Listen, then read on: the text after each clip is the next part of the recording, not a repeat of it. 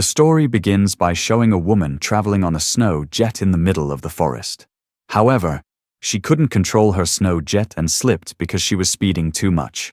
It is known that this woman's name is Melody, who is stuck with a branch in her thigh and immediately tries to pull out the branch. Then, Melody saw a house, and she tried to approach the house for help.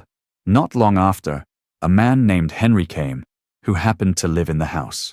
Before helping Melody, Henry was seen to be very vigilant, paying attention to the surrounding area. We will discover who Henry is and why he lives alone in the forest. After that, Henry finally helped Melody by bringing her into the house. Once inside the house, Henry let Melody rest for a while. A few hours later, Henry was seen packing sharp tools such as knives and scissors. Apparently, Henry intends to remove the wooden branches that are still stuck in Melody's thigh. The scene then moves to a few months earlier. At that time, Henry was in a hotel. We are finally told that Henry turned out to be a hitman who had killed 99 targets. Currently, Henry is targeting a man named Kessler, who will become his 100th target. Henry seemed to be watching Kessler because if there was a chance, Henry would immediately finish him.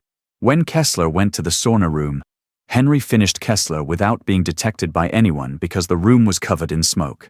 After finishing his work, Henry casually left and then entered a room. Apparently, Henry came there to collect payment for his work. The next day, we see a motorcade heading to the local cemetery. Apparently, it was the day Kessler was to be buried. There were already 2 detectives assigned to handle the case of Kessler's death. The detective was named Capper, who looked young, while his old colleague was named Davies. Then, the 2 of them talked about Kessler's death, which was thought to have been killed by a very professional person because, at the scene of Kessler's death, there was absolutely no trace left by the perpetrator except for Kessler's own watch. Meanwhile, the bullet used by the perpetrator is a polymer bullet, which will self-destruct after being fired. In the afternoon, Detectives Capper and Davies called Kessler's confidant, Brigler. Detective Capper asked if Kessler had any enemies or business rivals who might want Kessler dead. Brigler replied that Kessler was a businessman who owned many large companies, and many of Kessler's rivals wanted his death. Brigler also explained that Kessler had an heir named Charlie, Kessler's only son. If Charlie also dies, all of Kessler's companies will be auctioned separately, which is what Kessler's business competitors want. Hearing this, Detective Capper asked where Charlie was now. Brigler said that Charlie had been hidden somewhere because Brigler feared that Charlie would be the next target. After hearing all the explanations, Detective Capper finally allowed Brigler to leave. The scene moves to Melody, who lives in an apartment. She is seen packing up her luggage to leave secretly. It turns out that Melody has always been monitored by a bodyguard named Malcolm. I don't know who Melody really is, but what is certain is that Malcolm is always guarding Melody's movements. At dawn, Malcolm, who felt something was wrong, immediately entered Melody's room. However, Malcolm was surprised because Melody had escaped from her apartment. A few hours later, we are shown Melody, who is already at the taxi rank, and tells the taxi driver to take her somewhere.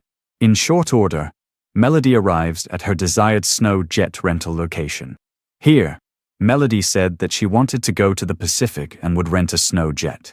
Hearing this, the rental owner refused, as it would take a long time for Melody to get to the Pacific. However, after Melody gave a sum exceeding the price of the snow jet, the rental owner finally allowed it.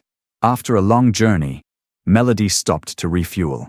At the same time, Melody was approached by a young man who offered Melody an inn because Melody would not find another inn on the next trip.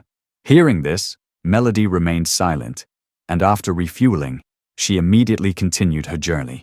The next day revealed a house in the middle of the Pacific forest, which was Henry's house. At that time, Henry was assembling weapons because we know Henry is a hitman. Not long after, Henry was startled by Melody screaming, the scene at the movie's beginning. Then Henry took care of Melody and had time to remove the tree branch that was stuck in Melody's thigh. Although Melody was in great pain, Henry told her to endure the pain.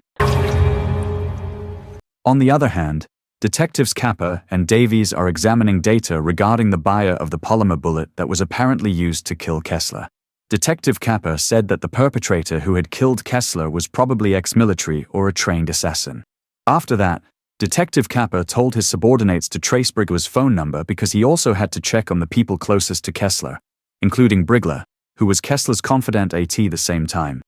Davies informed them that he would be reassigned as requested by their superiors, so Davies could no longer participate in solving the Kessler death case. Hearing this, Detective Kappa looks sad, but he still supports and wishes the best for his colleague. Back to Melody, who is surprised to see Henry bringing a deer into the house. Henry says he was forced to bring the animal in because so many wolves were outside, ready to pounce on the deer. Knowing this, Melody did not expect Henry to be such a good person. Melody also thanked Henry for taking care of her and treating her. Meanwhile, Henry, curious, asked why Melody was in this area. Melody replied that she was having an adventure because she had been languishing in her apartment for a long time. Knowing that, Henry asks Melody to practice walking immediately because he wants to live quietly alone without anyone bothering him, including Melody. The next morning, Henry went to the scene where Melody fell yesterday. While examining the scene, Henry was a little surprised because no obstacles could have caused Melody to fall. But soon, Henry is surprised by the appearance of a wolf from the residual smell of Melody's blood. Immediately, Henry pulled out his gun, which scared the wolf away. While in the house, Melody, who felt thirsty, tried to get a drink on the table, but Melody fell down due to her wound still had not healed. A few moments later, Henry returned and saw Melody, who was in pain. It turned out that there was still a branch in Melody's stomach, and Henry took the initiative to remove the branch. Then, Henry told Melody to drink and bite cotton so that Melody could endure the pain. On the other hand, Detective Kappa checked the files of all Brigler's phone calls. After checking for a long time, Detective Kappa finally found that Brigler had contacted Malcolm for only 5 seconds. This made Detective Kappa a little suspicious and curious about who Malcolm was. Meanwhile, Malcolm was seen arriving at the Snow Jet rental place to look for Melody. Then, Malcolm showed Melody's photo to the rental owner while asking if he had ever seen this woman. At first, the rental owner was silent, but after being given money, the owner finally told him that the woman went towards the Pacific. The rental owner had put GPS in all the Snow Jets he rented out. Still, unfortunately, the GPS in Melody's Snow Jet seemed to have been disabled. Immediately, Malcolm also hires a Snow Jet to look for Melody.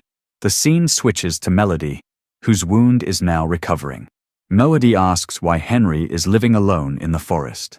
Henry replies that he's tired of the hustle and bustle of the city, so he chooses to live in a quiet place to enjoy a quiet life. Then Melody began talking about herself to get closer to Henry. On the other hand, Detective Kappa is seen visiting his ex-wife Kessler at a hospital. Detective Kappa came there to find information about Kessler and the people closest to Kessler. However, unfortunately, the ex-wife, who had long separated from Kessler, could not provide more detailed information about Kessler because the ex-wife also had dementia. Before leaving, Detective Kappa gave Kessler's ex-wife a watch that belonged to Kessler because, who knows, the watch would be passed on to their son Charlie. However, Kessler's ex-wife explained that Charlie was a woman. Detective Kappa looks quite surprised because he thought that Charlie was a boy. At night, Malcolm, caught by the storm, finally decided to stay at the last in heading towards the Pacific. Once inside, Malcolm immediately ordered a drink because it was so cold. In the meantime, Henry is seen treating Melody's hand because it was also dislocated from yesterday's fall. Here, Melody asks why Henry looks professional when treating people. Henry replies that he must be able to do everything because he lives alone in the forest. The next day, Melody, who saw Henry fishing outside the house, suddenly assembled a gun because it turned out that Melody came here for nothing but revenge. It is known that Melody has also learned martial arts and shooting for only one purpose, which is to finish Henry. After that, Melody walked out to Henry, who was fishing. Without hesitation, Melody immediately shot Henry right in the head. However, unfortunately, it was all a trap because Henry already knew about it. After that, Henry immediately tortures Melody to find out who Melody really is and why Melody wants to finish him off. At first, Melody chooses to remain silent, but because she is no longer strong, Melody finally says that she is Kessler's biological daughter who wants to avenge. Henry was a little surprised because, as far as he knew, Kessler's biological son was Charlie. When, in fact, Charlie was Melody. It was revealed that the mastermind of all this was Brigler, who was Kessler's confidant. And Brigler is also the one who told Melody to come to that place. Henry, who was sorry, was finally willing to let Melody go. A few hours later, during a storm, Melody secretly went out to turn on the GPS transmitter installed under the snow jet.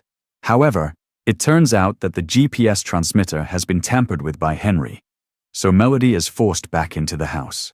Here, Henry tells her that he has actually been contracted to finish off Kessler's son, who is none other than Melody. However, Henry accepted the contract because he thought Kessler's child was a boy. Moreover, according to his client, Kessler and his son are master swindlers, so Henry is willing to accept the contract. Hearing this, Melody asked who exactly was the person who had contracted Henry. Henry replied that, of course, the person who told him was Brigler. In fact, he also still keeps Brigler's phone number. Then, Melody told him that her father really wanted a boy, so her father named Melody Charlie. Meanwhile, Detective Capper tried to contact Brigler, but his phone was never picked up. In the end, Detective Capper begins to suspect that the mastermind is Brigler targeting Kessler's assets. The next morning shows Malcolm, who is still at the inn because he is caught in a snowstorm. Then, simultaneously, an unknown phone number sends a message, namely a map, to Malcolm.